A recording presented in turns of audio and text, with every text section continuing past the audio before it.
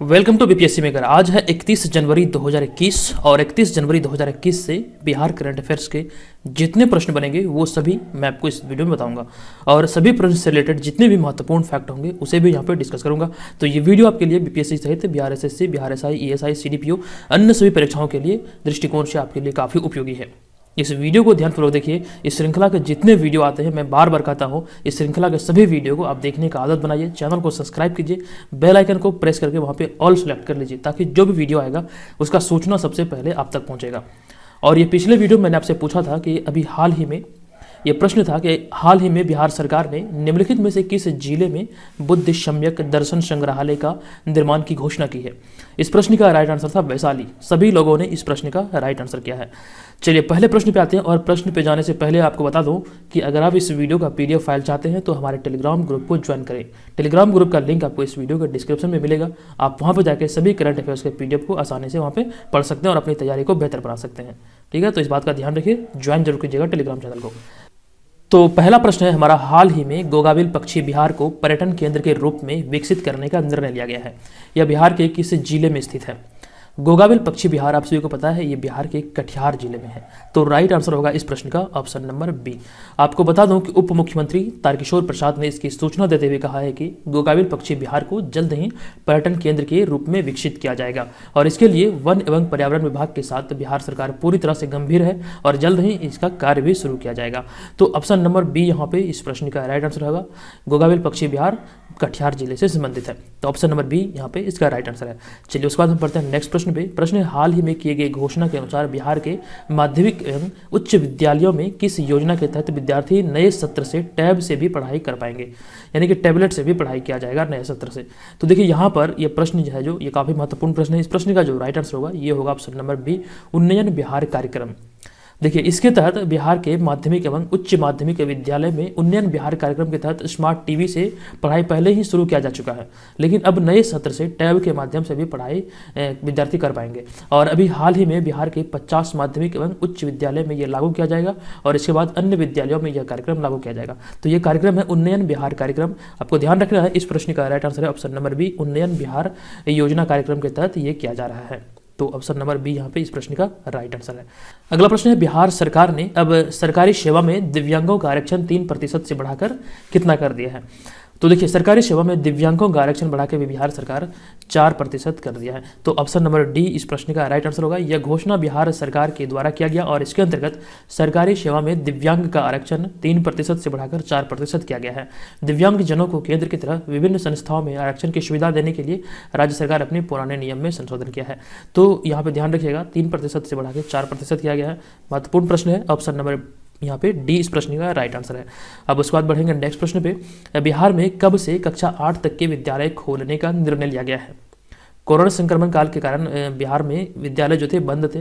बिहार क्या पूरे भारत में विद्यालय बंद था, लेकिन अभी बिहार सरकार के द्वारा घोषणा किया गया है कि अब हाल ही में कक्षा 8 तक के विद्यालय को खोलने का निर्णय मतलब कब से लिया गया है। तो देखिए यहाँ पर जो चौथे नंबर का आंसर होगा ये हो जाएगा हमारा ऑप्शन नंबर सी, यानी कि 8 फरवरी से ये खोले जाने का निर्णय लिया गया है। सरकारी एवं निजी दोनों प्रकार के कक्षा 8 तक के विद्यालय को 8 फरवरी से बिहार में खोले जाने का निर्णय लिया गया है। कोरोना संक्रमण को देखते हुए फिलहाल 50% बच्चों की उपस्थिति के साथ ही स्कूल को खोला जाएगा और इसके अलावे बच्चों की स्कूल जाने के लिए अभिभावक की सहमति होनी आवश्यक होगा। तो ऑप्शन नंबर सी ध्यान रखिएगा, ये 8 फरवरी से खोले जाने का निर्णय लिया गया है। ये भी ध्यान रखिएगा, हालांकि फिलहाल अभी 50% बच्चों की ही उपस्थिति होगी।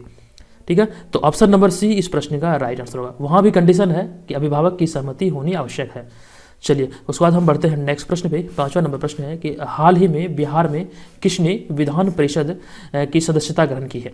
हाल ही में किसने विधान परिषद की सदस्यता ग्रहण की है? तो 5वां नंबर प्रश्न जो है ये काफ़ी अच्छा प्रश्न है और काफ़ी इंपॉर्टेंट भी है। तो ध्यान रखिएगा, इस प्रश्न का राइट आंसर है शाहनवाज हुसैन और मुकेश सहनी। तो इस प्रकार देखेंगे तो ऑप्शन नंबर ई यहाँ पे इस प्रश्न का राइट आंसर होगा। ऑप्शन नंबर ई यहाँ पे, यानी कि 2 ऑप्शन यहाँ पे सही है। तो बीपीएससी में इसी प्रकार के प्रश्न पूछे जाते हैं। कई सारे प्रश्न आपको ऑप्शन नंबर ई वाला भी देखने को मिलता है, तो ऑप्शन नंबर ई को भी आपको ध्यान में रखना पड़ेगा। तो यहाँ पर ऑप्शन नंबर ई इस प्रश्न का राइट आंसर होगा कि शहनवाज हुसैन और मुकेश सहनी अभी हाल ही में विधान परिषद की सदस्यता ग्रहण की है।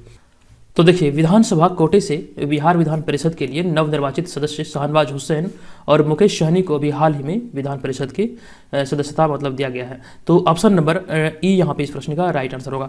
अब बात करते हैं टेस्ट सीरीज के बारे में। तो 67वीं बीपीएससी प्रारंभिक परीक्षा के लिए इस चैनल के माध्यम से टेस्ट सीरीज चलाया जाता है। अगर आप इच्छुक हैं ज्वाइन करने के लिए तो आपको एक बार पुनः मैं बता दूं कि ये जो बीपीएससी पैटर्न पर आधारित प्रैक्टिस सेट आपको यहाँ पे मिलेगा और ये फुल लेंथ प्रैक्टिस पेपर होगा और यहाँ पे आपको लगभग 50 प्रैक्टिस पेपर देखने को मिलेगा 67वीं बीपीएससी एग्जाम तक। और सारे के सारे जो यहाँ पे करंट अफेयर्स होंगे वो अपडेटेड होंगे और इसमें सभी प्रश्नों का आपको यहाँ पे समग्र विश्लेषण भी आपको टेस्ट सीरीज के अंतर्गत देखने को मिलेगा। इसका कई वीडियो चैनल पे अपलोड है, उसका प्लेलिस्ट मैंने बना दिया है, आप जाके प्लेलिस्ट में भी देख सकते हैं। तो अगर आप ज्वाइन करने के इच्छुक हैं तो इस व्हाट्सअप नंबर पर हमें PRI21 लिख के मैसेज कीजिएगा। इसके फी में लगभग 50% का कटौती किया गया है। अगर आप ज्वाइन करना चाहते हैं तो एक बार हमारे इस व्हाट्सअप नंबर पर PRI21 लिख के मैसेज कीजिए, उसके बाद आप जान लीजिएगा कि इसका फी कितना है। तो यहाँ पे मैं आपको बता रहा हूँ कि 50% कम किया गया है। चलिए, अगला प्रश्न है कि बिहार में कब से कब तक संवाद यात्रा किए जाने का निर्णय लिया गया है। तो संवाद यात्रा जो किए जाने का निर्णय लिया गया है बिहार में, ये 30 जनवरी से 12 फरवरी तक का ये लक्ष्य रखा गया है। मतलब इस तिथि को ये मतलब संवाद यात्रा किया जाएगा।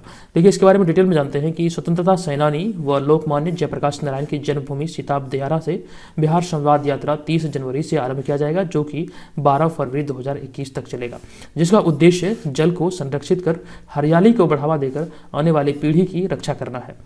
तो यहाँ से इतनी सारी महत्वपूर्ण जानकारियाँ मिलती है, इन सभी चीज़ों का आपको ध्यान रखना है। यहाँ से कोई छोटा सा भी प्रश्न आपको अगर पूछे एग्जाम में तो मुझे नहीं लगता कि यहाँ पे आपका कुछ छूटेगा। यहाँ पे बात आती है जयप्रकाश नारायण के, तो एक प्रश्न यहाँ बनता है कि लोकमान्य के नाम से संबोधित किए जाते थे।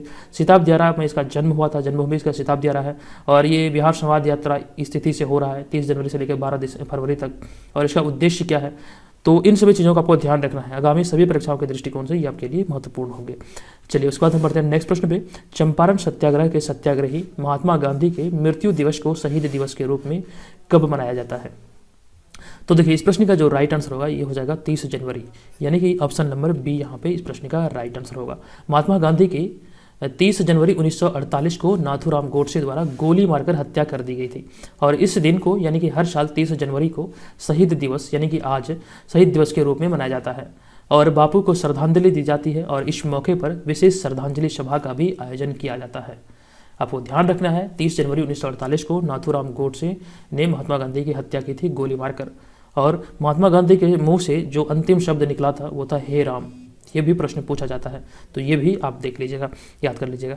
चलिए, उसके बाद हम बढ़ते हैं नेक्स्ट प्रश्न पे। 8वां नंबर प्रश्न है कि बिहार में बन रहे सरकारी भवनों के निर्माण में गड़बड़ी का पता लगाने के लिए किस दस्ते द्वारा फिर से नजर रखा जाएगा। ये प्रश्न काफ़ी महत्वपूर्ण है कि बिहार में जो भी सरकारी भवन बन रहा है उसका निर्माण में जो भी गड़बड़ी होती है उसका पता लगाने के लिए किस दस्ते द्वारा फिर से नजर रखा जाएगा। तो इस दस्ता का जो नाम है ये उड़न दस्ता, ध्यान रखिएगा, उड़ान नहीं है बल्कि उड़न दस्ता है। तो ऑप्शन नंबर सी यहाँ पे इस प्रश्न का राइट आंसर है। देखिए, सरकारी भवनों के निर्माण में गड़बड़ी पर अब भवन निर्माण विभाग के उड़न दस्ते द्वारा नजर रखा जाएगा। इसके अंतर्गत यह देखा जाएगा कि जो सामग्री इस्तेमाल हो रही है वह गुणवत्तापूर्ण है या फिर नहीं, और इसमें गड़बड़ी होने पर सजा का भी प्रावधान है। तो ऑप्शन नंबर सी यहाँ पे राइट आंसर होगा, उड़न दस्ता। ठीक है, तो ये ध्यान रखिएगा। तो आज के मतलब के डेट में ये 8 महत्वपूर्ण करंट अफेयर्स बने जो मैंने आपको बताया, और ये रहा आज के इस वीडियो का प्रश्न। ये प्रश्न है कि बिहार में 7 निश्चय योजना 2 के तहत स्वीकृत टेलीमेडिसिन सेवा की शुरुआत कब से की जाएगी। बिहार में 7 निश्चय योजना 2 के तहत स्वीकृत टेलीमेडिसिन सेवा की शुरुआत कब से की जाएगी। आपको इस प्रश्न का आंसर कमेंट बॉक्स में कमेंट करके बताना। इस वीडियो के कमेंट बॉक्स में जाइए और वहाँ पे कमेंट करके बताइए इसका राइट आंसर क्या होगा। अगर आपने पिछले वीडियो को ध्यानपूर्वक देखा होगा, कल वाले वीडियो को, तो आपको इसका आंसर याद होगा।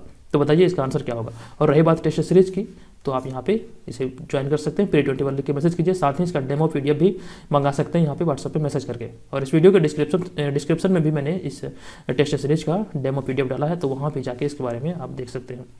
ठीक है, तो चलिए मिलेंगे नेक्स्ट वीडियो में, तब तक के लिए धन्यवाद।